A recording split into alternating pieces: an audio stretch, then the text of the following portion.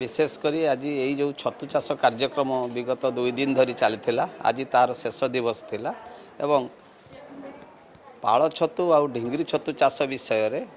आम ओडिशार 7टी ब्लॉक रु लाइवलीहुड अल्टरनेटिव तरफ बछा होकर चाषी भाई और भौणी मैंने आसते से छतु चाष संबंध में विशद भाव में जनागला खाली छतु चाष नुह छतु चाष सहित किभली भाव में छतुर बिहन उत्पादन करा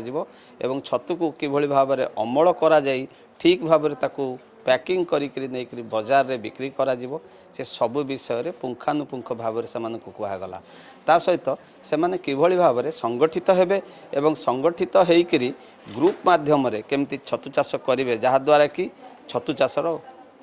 चाष एवं चाषर विक्रय बटा ठीक भाव में करहब ए सब विषय से सब तालीम दिगला। एसएचजी थ्रू आसीलु आम एसएचजी 5 जन आम आसीचु से आम लाइवहुड अल्टरनेटिव तरफ यूटिकी आसिलु एठी सार 2 दिन जो 24-25 तारिख 2 दिन जो ट्रेनिंग नेलु से आम जो पारंपरिक हिसाब से जो चाषटा करूँ सेठू के अदरकारी जो बड़ी पड़ुवा नड़ारू आम केमती सेमी कंपोस्ट करी आम केमती लाभवान हो पार से माध्यम सार आमको बहुत भल भाव में शिक्षादान कर जहाँकि जोटा कि आम चाषी कूल बहुत उपयोगी आटा आम निहाती आम कार्य कर देखब लाभवान हेबू आम निहाती आम लाभवान हेबू बोली आशा रखीचु आम निहाती करके देखब। आमर मुख्य जो उद्देश्य थिला प्रथम होउची आजिका दिन में जो मैंने छतु चाष कर नड़ा मिलूनी तेणुक ओयूएटी एक अभिनव उपाय आरंभ कर जो कहते सेमी कंपोस्ट मेथड बिना नड़ा कि कम नड़े किपर छतु चाष करहब। 2 हूँ आम 7टी ब्लॉक रु विभिन्न एसएचजी एवं एफपीओ रा सदस्य आसचंती प्राय 5टी अंचल एपरी अच्छी जोटी कि मशरूम चाष हुएनी जोटा आमर अभिज्ञता जना पड़ता सेठी किपरि छतु चाष को प्रोत्साहन दि जापर एवं तापाई प्रथम जिनस हूँ कैपेसिटी बिल्डिंग को पद्धति करेंगे किपरि करेंगे ठीक उपाय किपरि करेंगे ता उपरे एक कर्मशाला पर्यवेसित थिला। जी जो प्रशिक्षार्थी मैंने आसी से माने विभिन्न एपीओ एवं एसएचजी रो से माने होचंती सदस्य व सदस्य से गोटे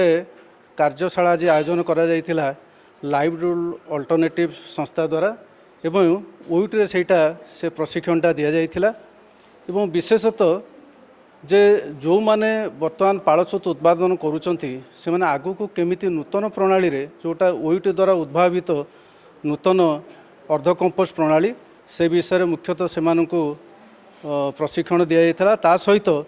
पारंपरिक प्रणाली जो माने छतु चाष करूचंती से केमिति आहुरी उन्नत वैज्ञानिक प्रणाली प्रयोग करके अधिक छतु उत्पादन करेंगे से दिगरे से यथेष्ट तथ्य एवं जोटा कहते प्रैक्टिकल डेमोन्स्ट्रेशन बा क्षेत्र प्रदर्शन सेटा भी से शिखाई एवं बर्तमान सबुठु ए समय आवश्यकता होची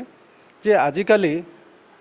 जो कृषि क्षेत्र में बर्तमान जंत्रपातिर बहुल व्यवहार होची हुए तो आगु को आउ नड़ा मिलबनी बा बिड़ा नड़ा मिलबनी कारण जो कंबाइंड हार्वेस्टर बा स्वयंक्रिय धान मल यंत्र आजिकाली कृषि क्षेत्र में प्रयोग होची आमे जहाँ पाइबा सेटा गुंड नड़ा बा कुटा बा पाळ बा खंड नड़ा